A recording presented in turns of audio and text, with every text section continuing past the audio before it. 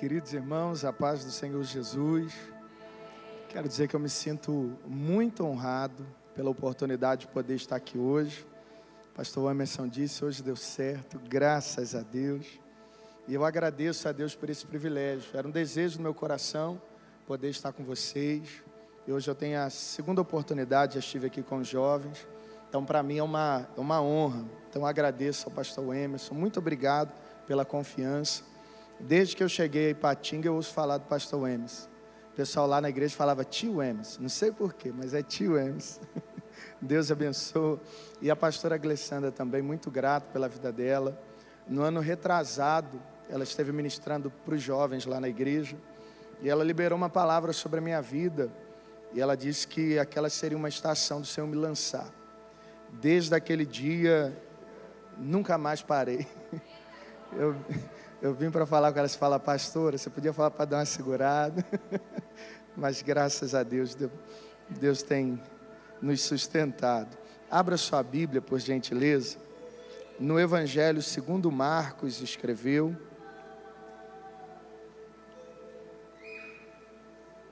Marcos, capítulo de número 5. Evangelho segundo Marcos escreveu, capítulo de número 5.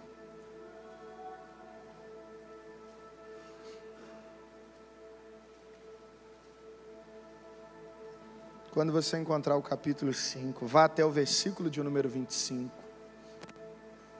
Marcos 5, 25.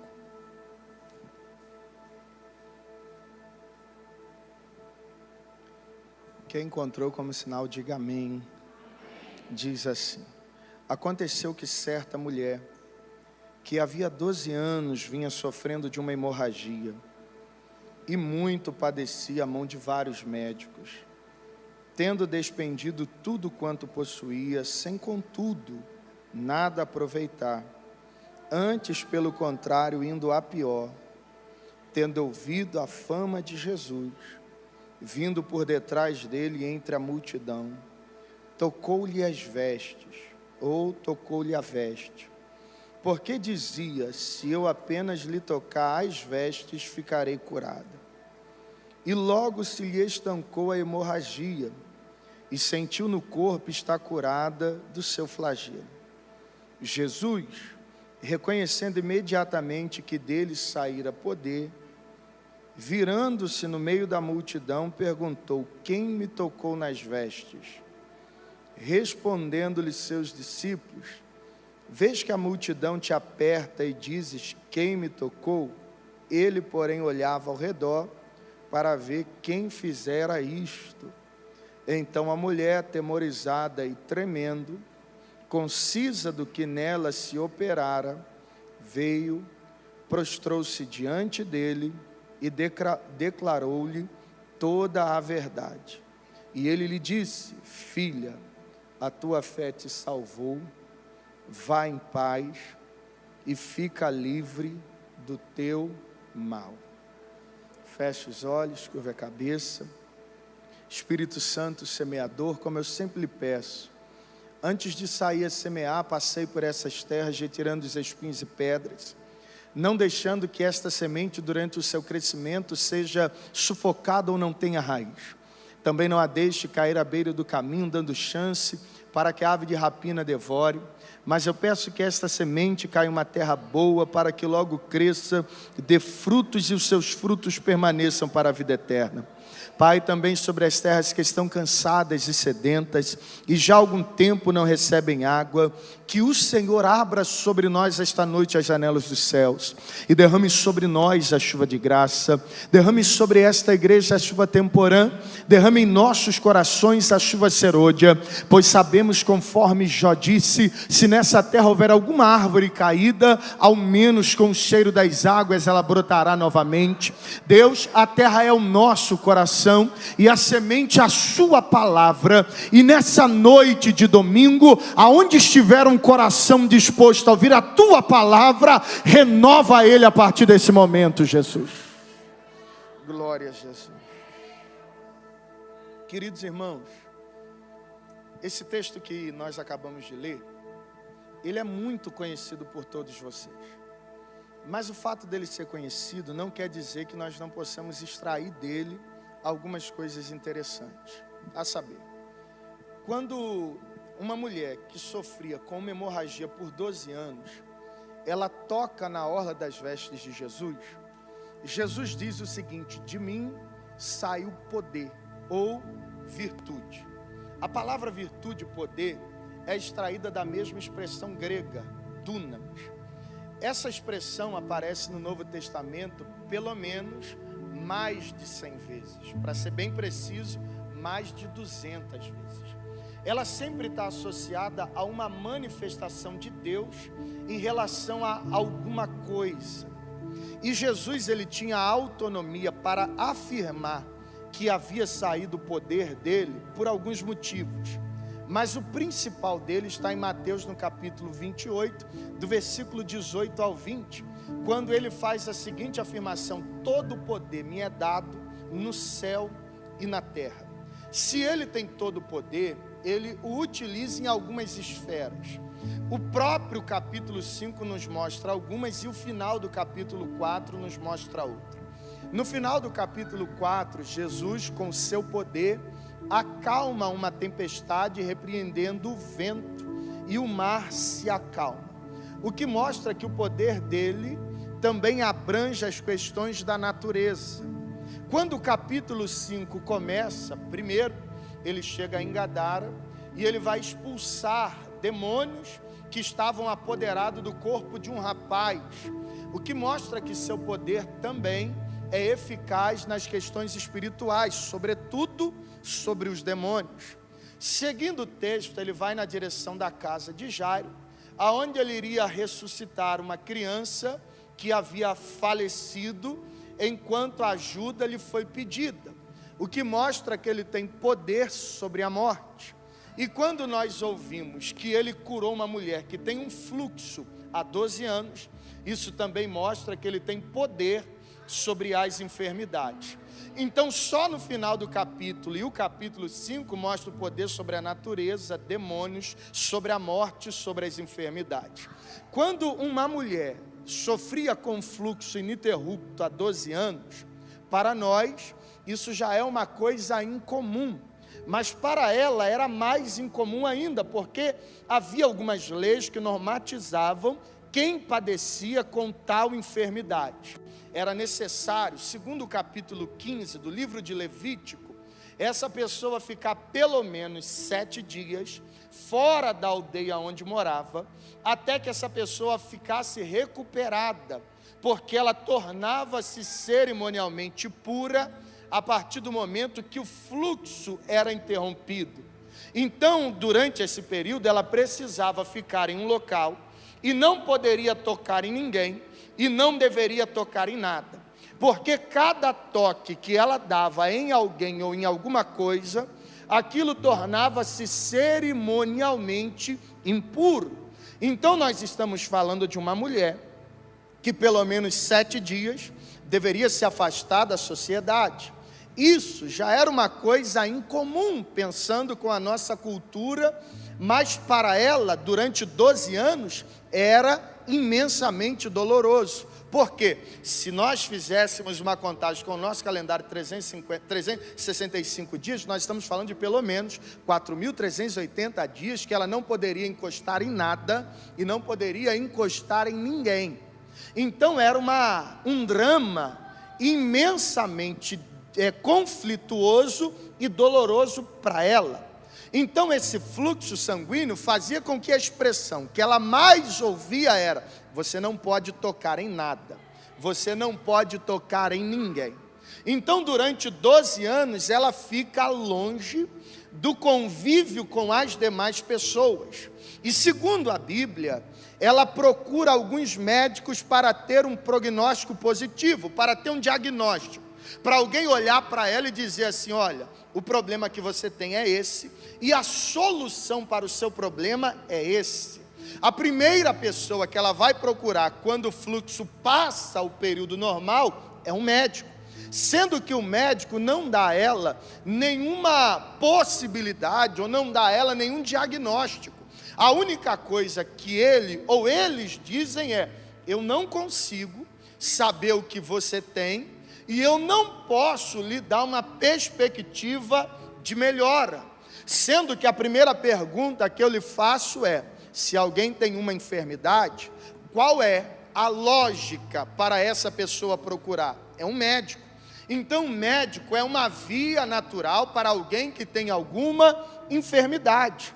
Então, ela procura o que a questão natural lhe faria procurar, um médico. Sendo que o médico não deu a ela nenhum diagnóstico, não falou para ela absolutamente nada. Isso mostra para nós que Deus, por volta e meia, resolve tratar algumas coisas no âmbito sobrenatural, tirando da sua normalidade.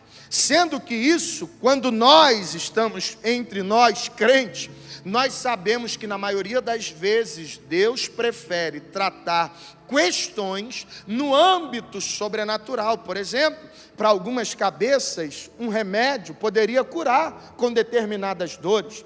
Para alguma enfermidade, alguns médicos poderia dar alguns diagnósticos, sendo que volta e meia o Senhor resolve tratar pessoalmente, tirando da via natural e levando para o campo sobrenatural. Foi o que aconteceu com ela. Então, a primeira perda dela, segundo a Bíblia, é uma perda econômica. Ela gasta tudo o que ela tem com os médicos, mas os médicos não dão a ela nenhum diagnóstico positivo. É a primeira perda. A segunda perda que nós encontramos aqui é uma perda social, porque ela não pode se planejar como as demais pessoas. Então, para ela não tinha um almoço no sábado, para ela não tinha um encontro com os demais crentes, para ela não tinha uma reunião em família, ou não tinha nenhuma projeção de futuro, porque se ela planeja, eu quero casar, quero ter filhos, isso para ela era um absurdo, devido às suas circunstâncias. Então ela está perdendo socialmente, vivendo sozinha, isolada no canto, sem ter pessoas para poder lhe abraçar, ou ela dar um abraço. Então a segunda perda é social. A terceira perda dela é uma perda emocional, porque qualquer pessoa que está debaixo de alguma enfermidade, e ela prolonga essa dor, se ela fosse fazer uma consulta com algum psicólogo, o psicólogo alertaria ela o seguinte: você precisa cuidar da sua mente, porque isso pode tornar-se uma angústia profunda, essa angústia pode levá-la a uma depressão, e você pode não conseguir reverter. Cuida do teu coração, cuida da tua mente. Então ela está perdendo emocionalmente. Cada dia que passa, ela está se angustiando mais, porque vive mais isolada, com menos esperança. As coisas começam a cooperar, ou pelo menos caminhar na contramão do que ela havia planejado. E a quarta perda dela já é uma perda física, 12 anos. Ela está envelhecendo. Envelhecendo, o sistema imunológico dela já não corresponde mais como no início. Então o tempo de recuperação é mais demorado. Então, com o tempo passando, ela está perdendo fisicamente. Então nós estamos diante de um quadro extremamente complicado, sendo que durante esse período em que ela está vivendo essa complicação, alguém fala para ela: você já ouviu falar de Jesus? Jesus, eu preciso lhe contar, ele é o fazedor de milagre. E por onde ele passa, as pessoas estão sendo curadas das suas enfermidades. Quando ela ouve a fama de Jesus, a Bíblia diz a nós o seguinte, que ela propõe dentro dela: se eu ao menos tocar na orla das suas vestes. Ela não havia saído do seu lugar, ela não havia deixado o local que ela estava, mas quando ela ouve falar de Jesus, ela coloca o que o pastor disse aqui mais cedo, intenções proféticas dentro do coração dela. Então ela enche o coração dela com essas intenções proféticas e diz: se eu ao menos tocar na orla das suas vestes. Quando ela coloca essas intenções, isso mostra para mim um fator fundamental quando nos encontramos com Cristo. Qual é? São as nossas intenções. Infelizmente, algumas pessoas, num momento como esse, agem como se tanto fizesse, tanto faz ou tanto fez. Entram e saem, sem nenhum tipo de expectativa dentro do coração. E quando não há nenhuma expectativa profética dentro de nós, nós estamos diminuindo a possibilidade de uma manifestação do céu. Então, antes de sair do lugar que ela estava, ela preenche o coração dela assim: se eu ao menos tocar na orla das suas vestes, eu serei curada. O que ela está mostrando para nós é, todas as vezes que nós nos encontramos com Cristo, nosso coração precisa estar preenchido com intenções proféticas. O que isso significa? Eu ainda não toquei, eu ainda não saí do lugar, eu ainda não vi pessoalmente, mas quando eu chegar eu já sei o que eu quero, quando eu encostá-lo eu já sei o que eu irei receber, quando eu chegar eu já sei o que eu vou desfrutar, porque há intenções proféticas dentro da minha alma. Eu não sei o que você projetou para o ano de 2025, mas não vai ser tanto faz ou tanto fez. Antes de você entrar, dentro de você já tem expectativa dizendo: eu vou desfrutar do que o céu tem para a minha vida, eu vou desfrutar do que o céu tem para a minha vida, porque há intenções proféticas dentro de nós. São as intenções que fazem tudo valer a pena. Não adianta apenas achar mais um ano, é mais um ano de provação, é mais um ano de adversidade, não. Antes de pisar no território que eu almejo, eu preciso encher meu coração de expectativa. Não adianta você pensar, vai acontecer a mesma luta, a mesma provação, a mesma história. Antes de você pisar no território, já encha seu coração de expectativa. Antes de você chegar lá, já encha seu coração de expectativa. Ei, deixa eu liberar essa palavra sobre alguém. Não é um jargão de pregador. 2025 você viverá o fruto das suas intenções proféticas. O fruto das suas intenções proféticas. Ela coloca no coração: se eu ao menos tocar na orla das suas vestes, eu serei curada. Olha como isso é poderoso. Por quê? Quando ela propõe isso no coração, tem problemas. Primeiro problema é o problema da lei. Pela lei ela não poderia tocar em nada e não poderia tocar em ninguém. Segundo problema é um problema protocolar. Quando havia uma reunião de homens, onde um homem falava para outros homens, uma mulher não poderia romper aquela barreira para ficar entre esses homens. Ela precisava respeitar o espaço. Mas ela, você imagina ela indo na direção de Jesus assim: por favor, eu preciso chegar lá, você pode me dar uma licencinha? Eu não posso encostar em vocês. De jeito nenhum que ela fez isso. Quando ela vai na direção que Jesus estava, ela vai tocando em todo mundo, vai: sai da frente, sai da frente, sai da frente, sai da frente, sai da frente, eu preciso chegar lá onde ele está. E ela vai. Aí você me faz a seguinte pergunta: ela violou algum protocolo? Violou. Ela desobedeceu uma lei? Desobedeceu. Mas você acha que ela se importou com isso? De jeito nenhum. E por que ela não se importou? Porque para ela poderia ser a última oportunidade, ou a única oportunidade. Então ela só queria saber de uma coisa: Jesus vai passar e eu preciso tocar. Eu não quero saber de mais nada. Jesus vai passar e eu preciso tocar. Porque ela propõe assim no coração? Ela ativou dentro dela um estado de emergência. O estado de emergência, quando está ativado na vida de um crente, ele não se importa com absolutamente nada. Ele só quer alcançar o objetivo proposto no coração. Algumas pessoas que vivem em estado de emergência, você percebe, ele está na oração, está no jejum, está na campanha, no propósito, está segunda, está terça, está quarta, está quinta. Aí você pergunta se você vai viver disso. Ele: sim, eu estou num estado de emergência. Ou você pensa que alguém alguém com a casa pegando fogo vai sair de lá assim: por favor, você pode entrar na minha casa, ela está pegando fogo, você pode me ajudar? De jeito nenhum. A pessoa vai sair igual doido pela rua, querendo chamar a atenção de alguém. E a gente precisa entender uma coisa: não há como medir a intensidade de uma pessoa sem saber o estado de emergência que ela está vivendo, porque algumas pessoas vivem realidades diferentes das outras, mesmo estando no mesmo lugar espiritual. Alguns que estão aqui podem estar vivendo a melhor fase da vida, mas outros que estão aqui podem estar vivendo o maior período de provação, e é isso que define o nosso estado de emergência. Se a nossa fidelidade define constância, é o estado de emergência que define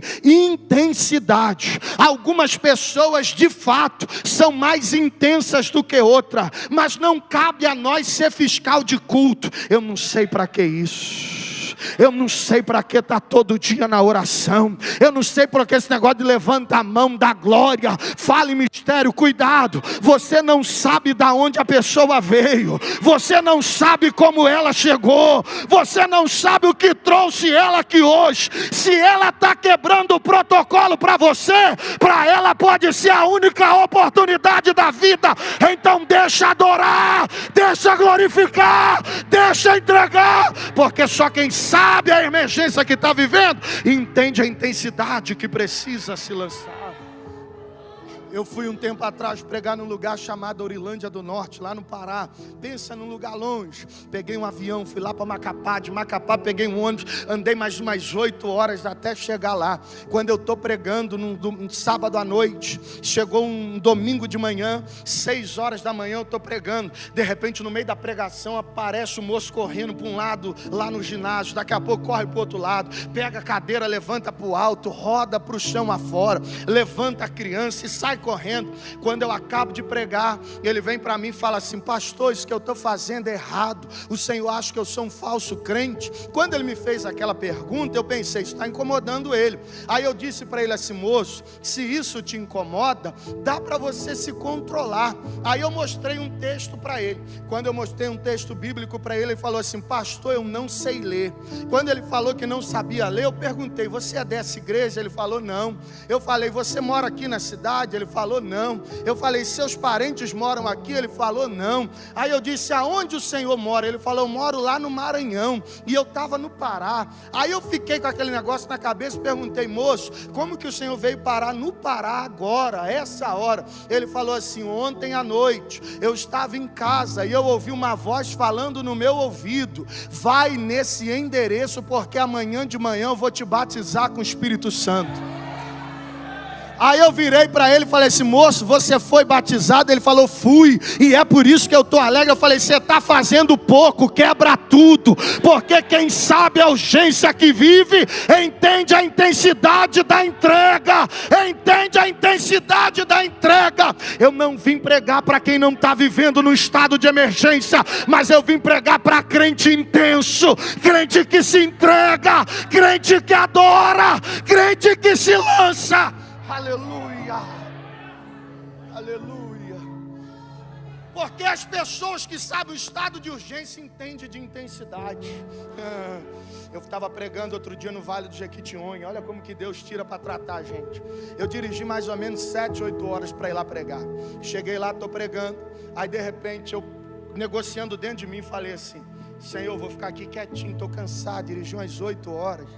E aí quando eu tiver de pregar, eu levanto, vou pregar, mas eu negociando comigo. Aí o Senhor, para me tratar, colocou do meu lado um senhor, devia ter uns 80 anos de idade. O Senhor sentou do meu lado. Aí ele puxou o assunto comigo: o irmão não é daqui não, né? Eu falei: não, eu sou lá de Patinga. Aí ele falou assim: o trânsito de lá para cá é um pouco carregado, né? Eu falei: Ele: quanto tempo o senhor dirigiu? Eu falei: umas 7, 8 horas. Aí ele para mim assim: rapaz, eu sou taxista. E hoje eu dirigi mais ou menos isso também, umas 7, 8 horas. Um moço com quase 80 anos. Enquanto ele estava falando comigo, deram uma oportunidade para alguém dar uma saudação. Aí enquanto ele falava, ele levantou, ele deu um glória alto. Ele: ô glória! Aí eu olhei aquilo e falei: quase 80 anos. Eu achei aquele negócio diferente. Aí de repente deram uma oportunidade para um outro irmão. O irmão dá uma carreira num púlpito, vai num lado, volta no altar. Ele, oh, aleluia! Aí eu olhei, eu falei, quase 80 anos, não é possível. Aí daqui a pouco deram uma oportunidade para o departamento da igreja. Aí a igreja está cantando. O irmão, não contente em correr no altar, ele corre na igreja. Ele vai lá no final. Aí ele volta dando glória. Ele, oh glória, oh glória, oh glória. Aí eu olhei para ele, eu falei assim, para ele eu não vou perder não, de jeito nenhum. Aí ele dava um glória de lá, eu comecei a dar um glória de cá, pastor. Aí ele dava um aleluia lá, eu dava um exaltado seja Jesus de cá. Eu olhei para ele, o Senhor foi muito claro comigo. Quem entende de urgência sabe a intensidade que precisa viver. Quem entende de urgência sabe a intensidade que precisa viver. Aí você diz assim, pastor, eu não estou vivendo uma urgência. Meu irmão, esse pode ser o nosso último culto na face da terra. A qualquer momento a trombeta soa e a gente está adentrando as mansões celestiais. E eu não vou perder a oportunidade de ser intenso aqui na terra. Eu não vou perder a oportunidade de ser intenso aqui na terra. Oh glória! Aleluia! Talvez isso te incomode um pouco, mas segure a mão desse crente ao seu lado. Fala para ele assim, se a partir de agora você não for mais intenso, diga, eu serei 2 vezes. Diga, uma por você e a outra por mim. Mas nós vamos adorá-lo a partir de agora.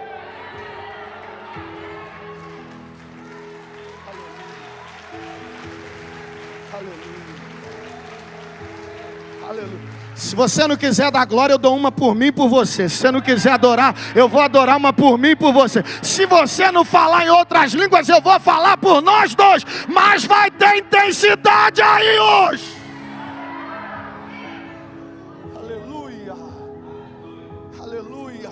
Aí ela, se eu ao menos tocar na orla de suas vestes, está de urgência.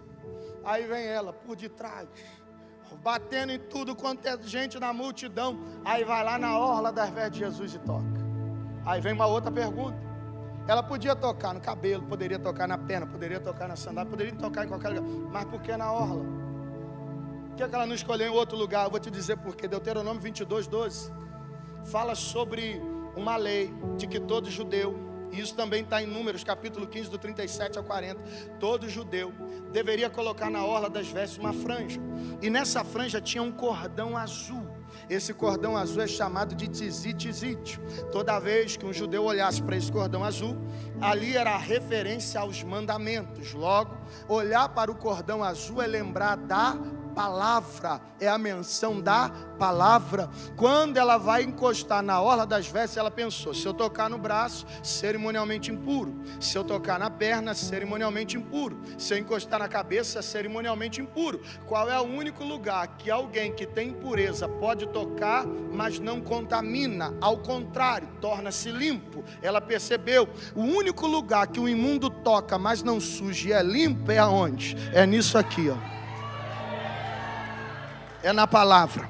Você nunca vai ver um traficante tocar na palavra e permanecer traficante. Você nunca vai ver um viciado tocar na palavra e permanecer viciado. Você nunca vai ver um prostituto tocar na palavra e permanecer prostituto. Você nunca vai ver um mentiroso tocar na palavra e permanecer mentiroso. O que muda qualquer pessoa é a possibilidade que ela tem de encostar na palavra. Por isso, o diabo luta tanto para te afastar daquilo que pode te mudar, porque toda vez que você toca na palavra, você está dizendo, Senhor, eu aceito sua mudança, Senhor, eu aceito o seu decreto, Senhor, eu aceito o seu plano, Senhor, eu aceito sua vontade. Começa a tocar na palavra que você vai ver o que acontece contigo. Aleluia. Se eu ao menos tocar na orla das vestes, ela vai lá e toca. Quando ela tocou na orla das vestes, aí Jesus para a caminhada dele, indo na direção da casa de Jairo, e diz assim, alguém me tocou, porque de mim saiu virtude. Aí os discípulos, querendo ajudar, Senhor, tu não percebeu que a multidão te aperta e te oprime, e tu pergunta, tu diz ou afirma que alguém te tocou? Ele, é lógico, esse tocar e oprimir quer dizer 2 coisas, quer dizer esbarrar e empurrar. Olha como isso aqui muda a nossa compreensão das coisas. Por quê? Porque dá para perceber que no ambiente que Jesus está, Tem gente que vive de empurrões e tem gente que vive de esbarrões. O que é o esbarrão? Você nunca para cumprimentar uma pessoa que você esbarra assim, esbarrou em alguém na rua. Ô, tudo bem, qual que é seu nome? Vamos lá em casa tomar um café. Você não faz isso com a pessoa que você esbarra, porque o esbarrão é um toque involuntário. Você não programou aquilo, você não planejou aquilo, aconteceu involuntariamente. Algumas pessoas, infelizmente, vivem de esbarrões. Por quê? Porque tocam involuntariamente. Chegam aqui dentro num ambiente como esse, aí aonde o clima, o ambiente é totalmente favorável. A pessoa não vem com expectativa, nem intenções, nem nada. Mas de repente Deus começa a tomar um, tomar outro, tomar outro, tomar outro. Aí a pessoa vai lá e chora também. A pessoa vai lá e profetiza também. A pessoa vai lá e faz alguma coisa. Mas quando termina o ambiente, é como se não tivesse acontecido absolutamente nada. Porque são esbarrões. Esbarrões não muda a vida de ninguém. Acaba aqui, volta para casa, é a mesma coisa. Trabalho é a mesma coisa. Família é a mesma coisa. Porque vive à base de esbarrões. Os esbarrões não mudam a vida de ninguém, infelizmente. Tem gente, meu irmão, que nesse ambiente, involuntariamente, recebem o toque do Senhor. Aí chora, se alegra, até se derrama. Mas quando esse ambiente termina, a pessoa volta para casa como se nada tivesse acontecido. E aí, você mudou? Não. E aí, você recebeu o que aconteceu? Não.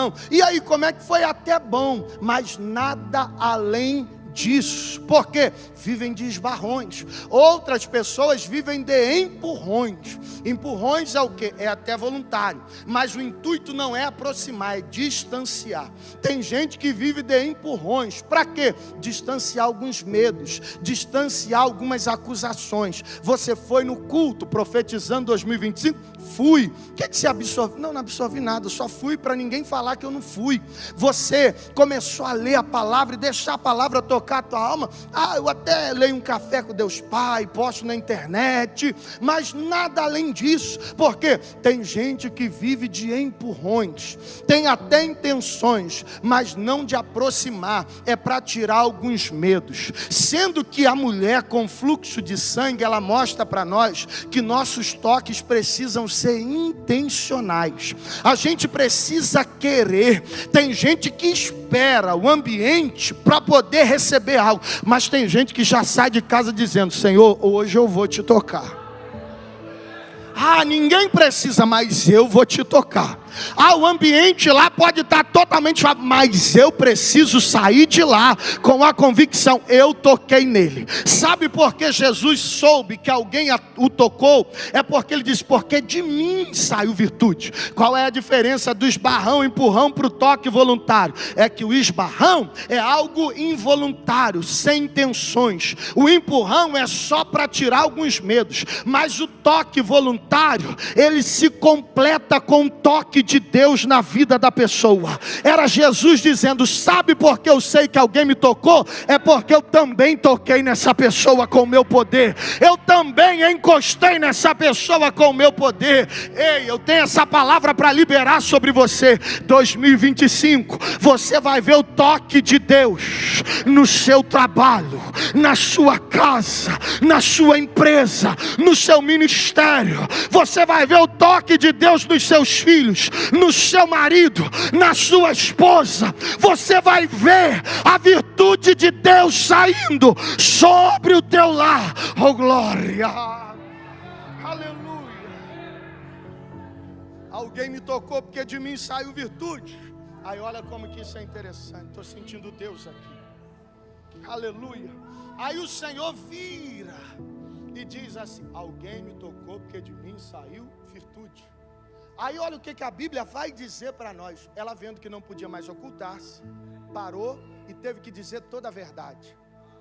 Por que depois do milagre ela tem que parar e falar assim: eu preciso dizer a verdade? Por que ela não podia ficar quieta, ir embora? O Senhor só fala: vai, está tudo bem. Sabe por que ela precisava dizer toda a verdade? É porque ela quebrou leis e violou protocolo. Então, se ela sai do ambiente, ela não contaria o começo da história, só contaria a metade e o final. Aí a metade é bonita. Eu cheguei aonde Jesus estava, irmãos. Ela dando testemunho. Consegui tocar nele. Eu senti na hora que eu já estava curada do meu mal. E foi uma benção. Ela não ia falar o começo.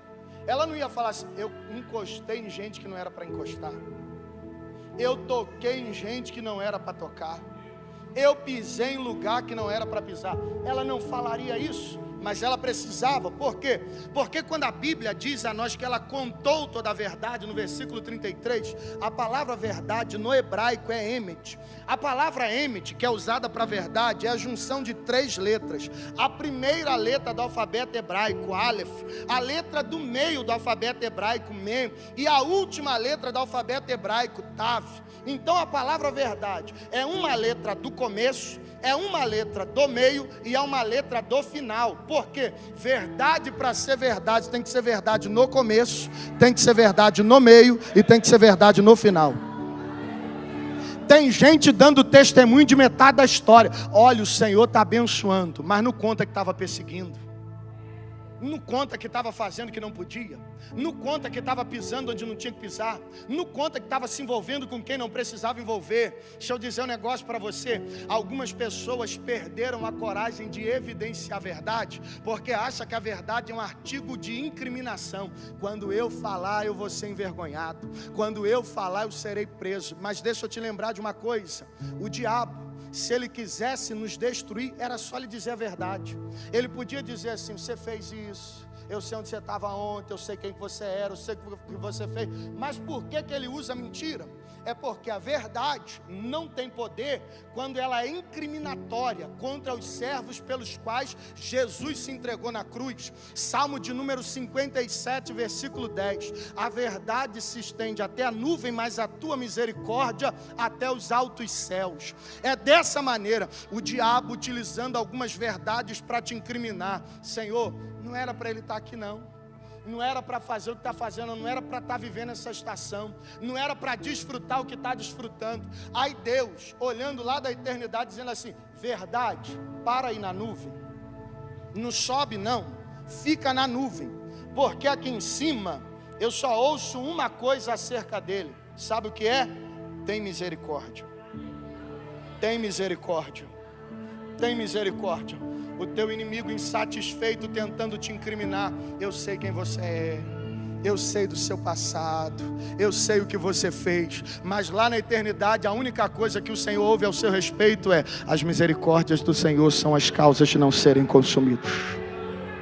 Elas se renovam a cada manhã, pois as suas misericórdias, elas não têm fim. O diabo usa mentira, porque se usasse verdade, elas não seriam suficientes, dado o sacrifício de Cristo na cruz do Calvário pela sua vida. Quando a mulher parou para contar toda a verdade, Jesus deu uma prova de como utilizá-la. Você falou a verdade, toquei em quem não podia, pisei onde não podia, fiz o que não devia, mas Jesus olhou para ela e disse: eu só precisava que a verdade saísse da tua boca para eu poder te liberar e você não conviver com a culpa. Vai, a tua fé te salvou. Vai ser curada desse mal. Vai, a tua fé te salvou. Levante a sua mão aos céus, você que pode, e pelo menos por 10 segundos encha esse ambiente com glória.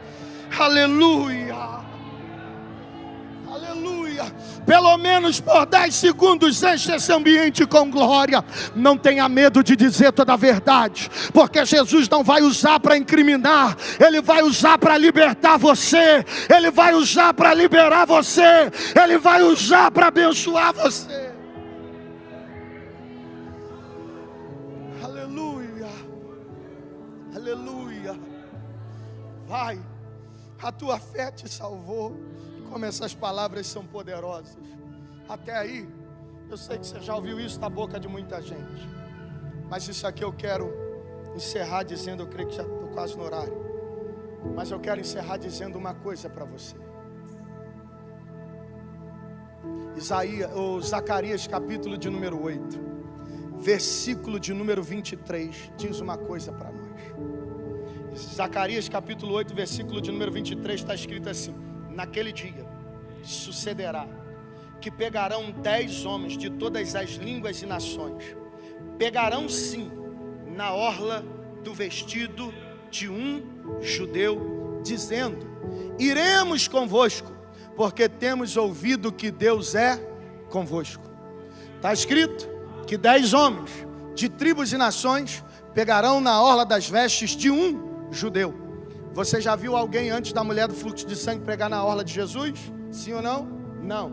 Você já ouviu depois dela alguém pegar na orla de Jesus? Sim ou não? Muito provavelmente não. Sabe por quê? Zacarias liberou uma profecia. E quem inaugurou essa profecia? A mulher com fluxo de sangue. Até hoje, você conheceu ela como a mulher com fluxo de sangue. Mas a partir de hoje, eu quero que você a conheça com um novo nome: inauguradora de promessas. Sabe o que isso significa? Até esse ano de 2024, você pode ter sido conhecido pela sua dor, mas 2025 você será conhecido como inaugurador de promessas. Aleluia, isso é profético para você.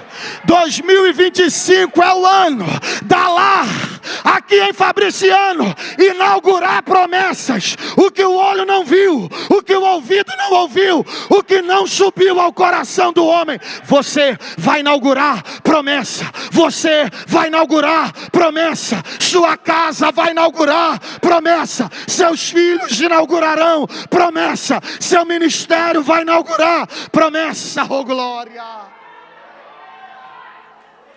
Aleluia! Deus não precisa buscar no teu currículo.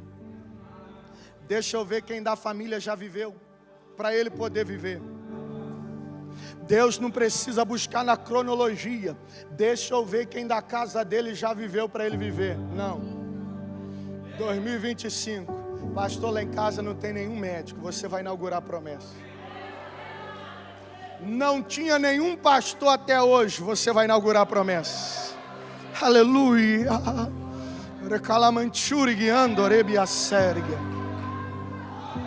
Coronel Fabriciano não tinha nenhuma igreja com mais de 2.000 pessoas. Vai inaugurar promessa. Uou, vai inaugurar promessa. Eu estou debaixo de uma palavra para liberar sobre a tua vida. Amplia a tenda, alarga o espaço. Vai inaugurar promessa. Vai inaugurar promessa. Fica de pé adorando, fica de pé adorando. Vai inaugurar promessa. Aleluia. Bata na mão de pelo menos 2 pessoas e diga: você vai inaugurar promessa.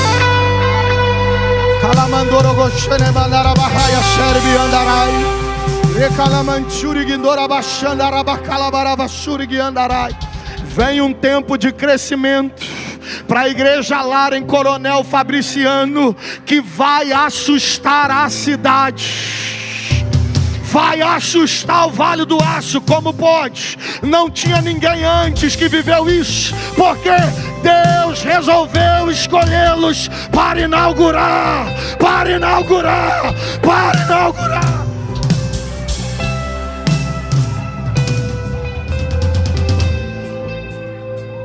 Aleluia.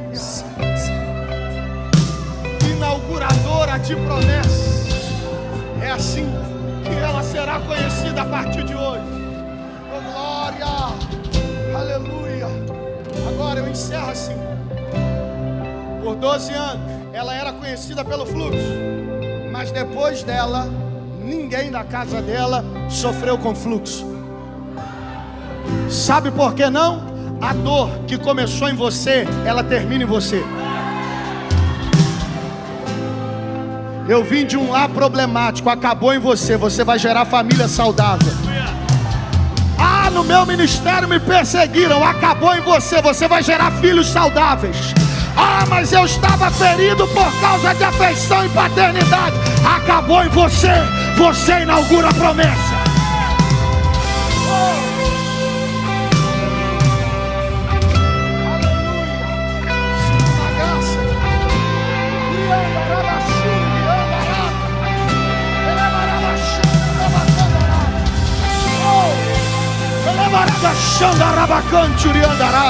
Quem tem boca para dar glória, Ativa o estado de emergência aí e aumenta a intensidade. Aumenta a intensidade.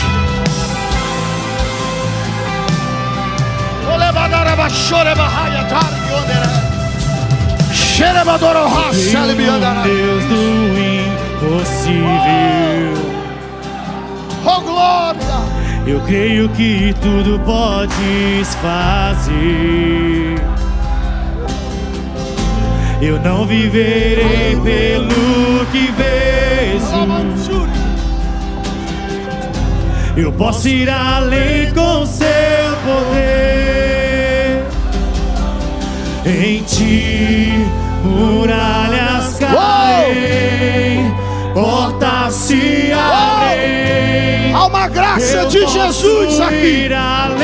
Inaugurador de promessas. Inaugurador de promessas. Inaugurador de promessas. Eu tudo posso. O inferno treme ao ouvir a sua voz. Não temas ondas da tempestade. Tua voz acalma o mar e tira o medo que me assombra. Vitor. Bem baixinho, bem baixinho. Pastora, põe a mão para frente. O Espírito de Deus me disse dessa forma: essa cidade precisava de pastores que cuidassem de filhos e não apenas de religiosos.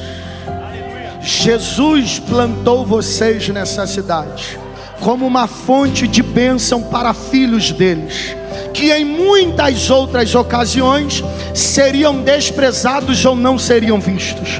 Mas o Senhor falou na minha alma dessa maneira: 2025, vocês surpreenderão qualquer expectativa, porque o céu está liberando sobre vocês uma unção que os habilitará para o maior crescimento que essa igreja viu até hoje, diz o Senhor dos Exércitos.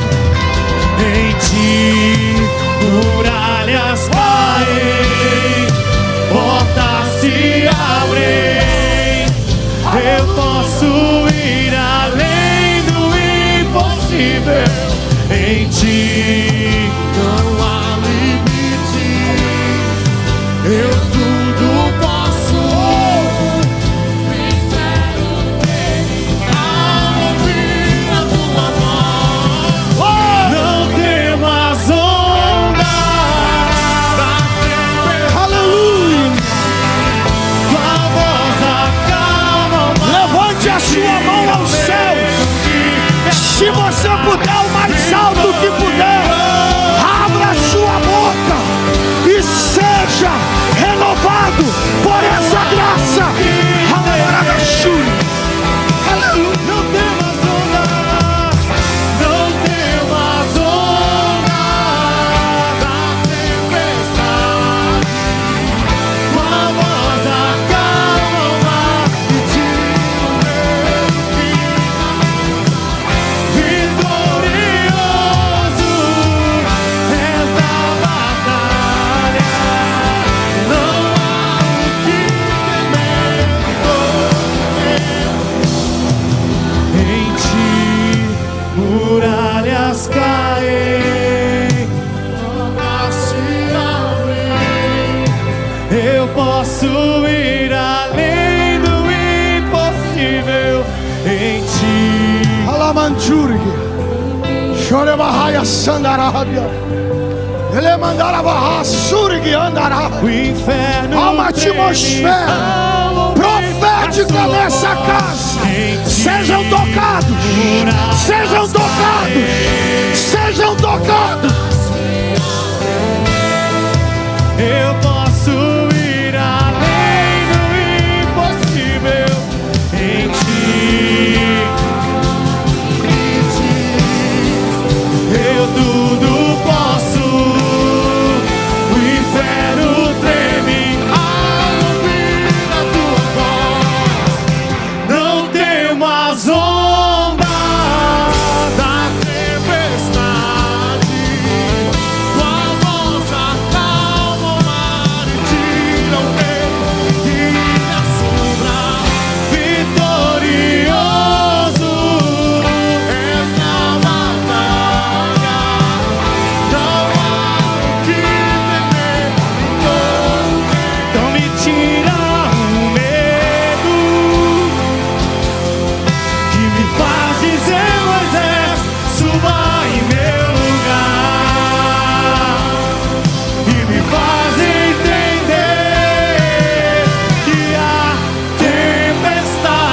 você, chuva forte é você, vento forte é você.